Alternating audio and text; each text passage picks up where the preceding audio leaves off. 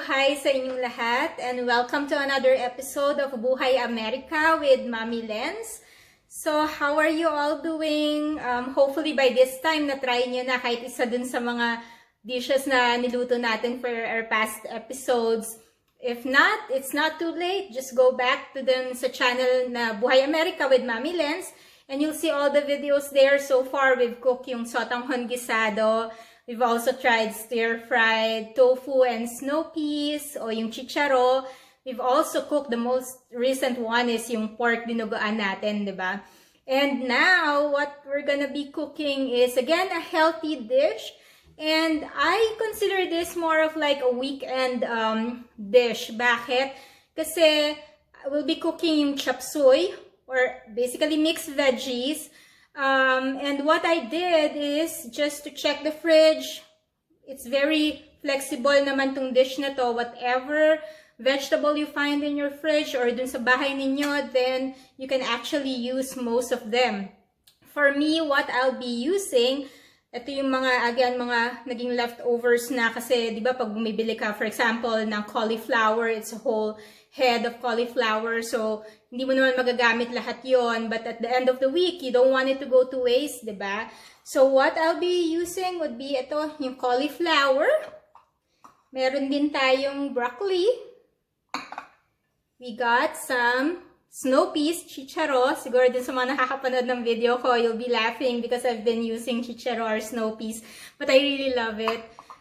We got some cabbage, just sliced na repolyo. I got some bell pepper, very colorful. May yellow, may orange, may red, whatever you can find. Pwede rin yung green bell pepper. What you do is just to slice it in half, tapos just remove the seeds and then i-unvein siya.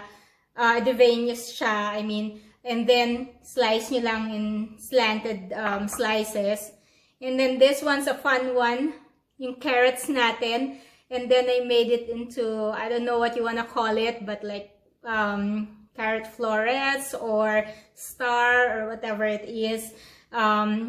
Yeah, may mga shape and it's fun for the kids. Growing up, my mom always made things more fun for us, just to encourage us to eat vegetables. And I'm so thankful for her for that kasi I grew up really loving vegetables and I'm passing it on to my kids. And sa inyo rin, pati sa mga kids nyo, just make it fun, make it colorful. Lagi pag kumakain ng chopseuy, I try to look for the perfectly cut ones. And then, eto, meron tayo yung celery. I also found some parsley and cilantro. And of course, we're gonna be sauteing it. So, as always, meron tayong yung roughly chopped garlic, and then diced onion. I just use like a medium-sized onion, and yung garlic I use around 3 cloves. I'm not giving you yung amount ng mga other veggies kasi whatever you can find at home, as I said, yun yung gamitin nyo. You don't have to be pressured for it to be a complete yung set of ingredients just like what I'm using. And of course, I have some boiled quail eggs. Look, I found some raw quail eggs sa Asian store.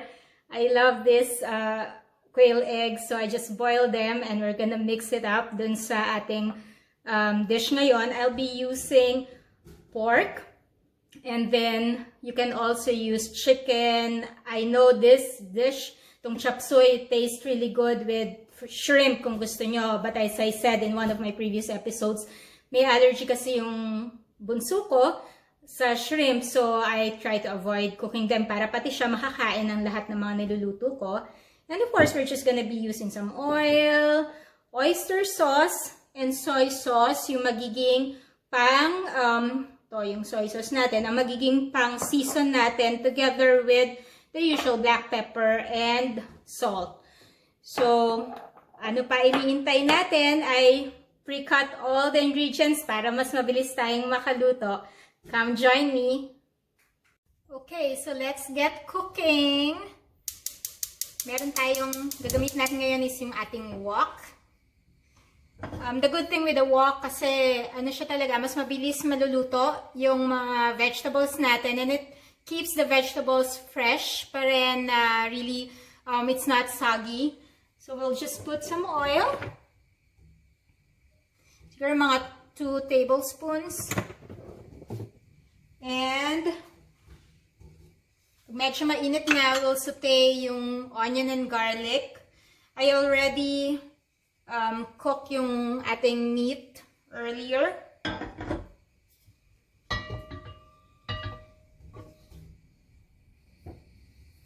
Alam niyo, itong dish na to, a lot of us, we have yung mga nag-homeschool or yung nag-virtual learning because of all this pandemic. You know, this is a very good way to involve and include your kids. If they're too young to be cutting yung mga vegetables, then you can at least just have them watch. And then what I've always done since they were young is just to use every opportunity to teach your kids anything. Like for this dish, you got a lot of different colors of the vegetables that you can just let them know while you're cooking or while you're cutting them. For example, yung carrots is like orange, and then it makes them remember the colors faster kasi it sort of like connects it to something visual, diba?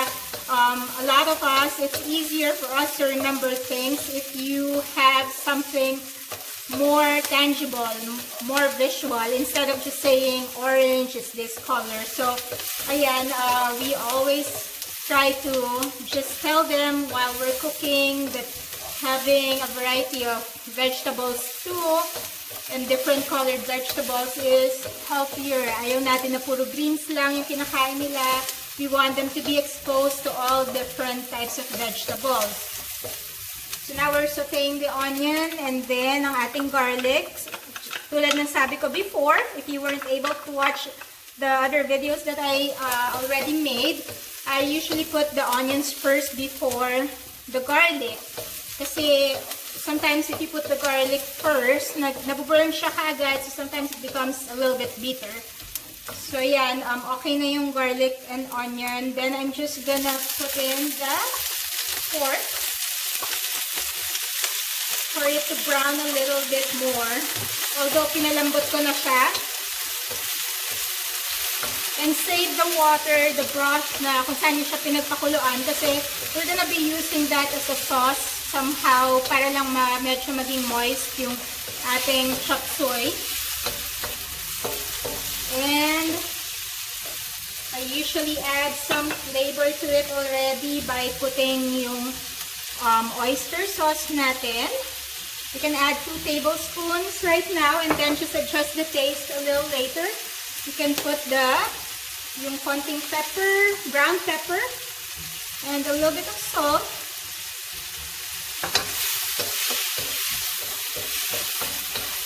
Ang sarap pakinggan nung pag-sizzle ng pork and yung onion and garlic. Sort of a preview for you na nako, may masarap na pagkain na matatapos right after, makakain natin after cooking. I'm using medium heat lang kasi nga the wok really holds the heat, really transmits the heat really well. So ayaw naman natin ma-burn yung ating food. And then yung sa gulay, it just depends on what vegetables you're using. So syempre, you put in the ones that are longer to cook first. Ewan ko, ako, ever since, I would always forget, madalas napakalimutan ko which ones to put in first. So ito yung mga panahon that we can actually call a friend, and in my case, call my mom. So I'm very lucky that she's still here, although magkalayo kami physically. Pero pagkasama ko siya dito sa bahay, then she just tells me which one to cook. Starting from before, nung nagsimula akong magluto, ganun na yung ginagawa ko. And I think it's also not remembering it, pero somehow I just feel like, okay, this is a chance for me again to call her. And nakakatuwa kasi kahit nagantay katanda, diba, we'll always be our parents' little kids. in our minds and in their minds, in their hearts. So ayan, okay na yung pork natin. So lalagay na natin isa-isa yung veggies natin. Unahin ko yung cauliflower. Kasi makadada ko siya malito, diba? So going back, if you still got your parents with you, your loved ones, always make sure to really make them feel loved. If you're physically together, give them a hug, kiss them, tell them I love you. Ganun din kapag magkalayo, make sure, lalo na dito sa Amerika, diba, or sa abroad or anywhere, laging pakiramdam natin naghahabol tayo sa oras. We're always rushing, we're always busy with things. Pero, you know, it doesn't take even a minute to just give them a call or send them a message. Minsan, hindi mo maiwasan na you're running late for work, so hindi mo matatawagan or makakamusta yung parents mo. Pero, anytime, during the day, just have them feel na andyan ka, na nag-aalala ka, that you're praying for them, you're wishing for their safety. While they're here, while they're with you, with all our loved ones, huwag niyong sasayangin yung panahon na yon to make them feel love. Kasi ayaw natin mahuli yung lahat, especially with this pandemic. So, ito, nilagay ko na yung cauliflower, I put the snow peas, I put the carrots na rin. And this time, medyo lalakasan ko na siya to yung apoy, medium to high heat. Nalagay ko na rin yung ating cabbage. So, growing up kasi, diba, a lot of times, syempre, we're looking for yung independence ba natin. We thought na a lot of times na our parents control us or they're giving us a lot of rules.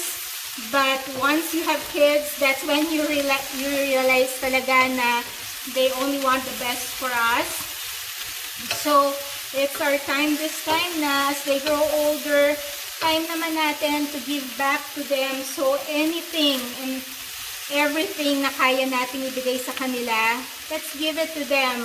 Minsan-minsan, it would be nice even to send them a card, yung snail mail talaga na card, not just yung ating emails or yung mga social media, which is a very good opportunity din. Yung ating technology helps us bring, it brings everybody closer. But at the same time, you know, we have to exert effort. Hindi natin pwedeng sabihin na I'm doing a lot of work, or hindi natin pwedeng sabihin na I'm too busy, because they were never busy when they were having us grow up. Inalagaan nila tayo. We're here. I'm here because of them. I'm here because of my mom and dad, na pinalaki nila ako na maayos. They had me, pinakita nila sa akin how to work hard, how to cook. Malaking tulong yung mga pinakita nila sa akin when I was growing up. So ito, napapasa ko siya sa kids ko. So now we're ready to put in yung ating broccoli. So makikita nyo, very colorful na yung ating fish. Pati yung ating bell pepper.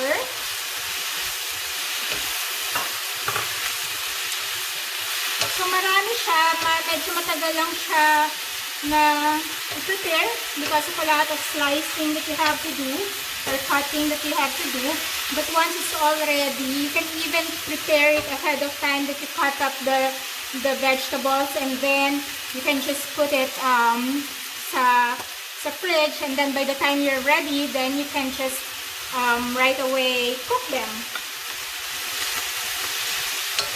So ayan ang ating celery.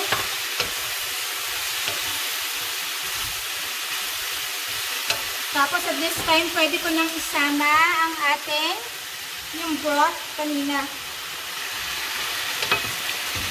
Nakita nyo na ba how colorful it is?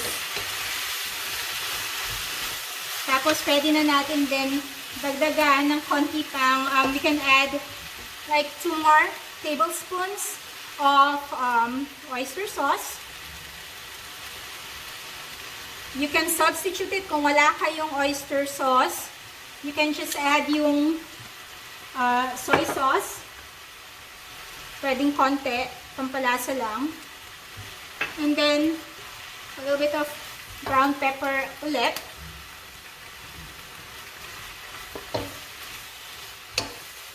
So, yun, iintay-intay nyo lang siya na maluto.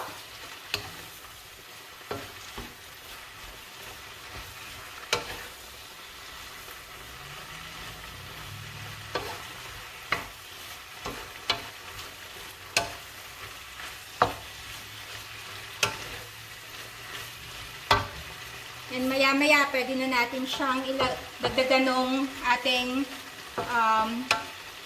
parsley at saka yung cilantro.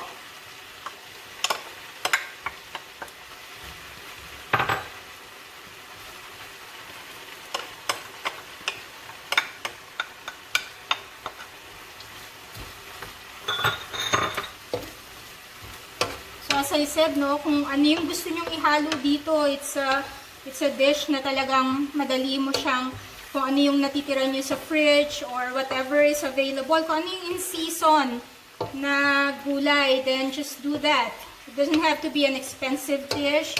Kung ano yung available, what's in season, syempre yun yung mas fresh na mga gulay, and those are the ones that will be cheaper too. And then we'll add yung quail eggs.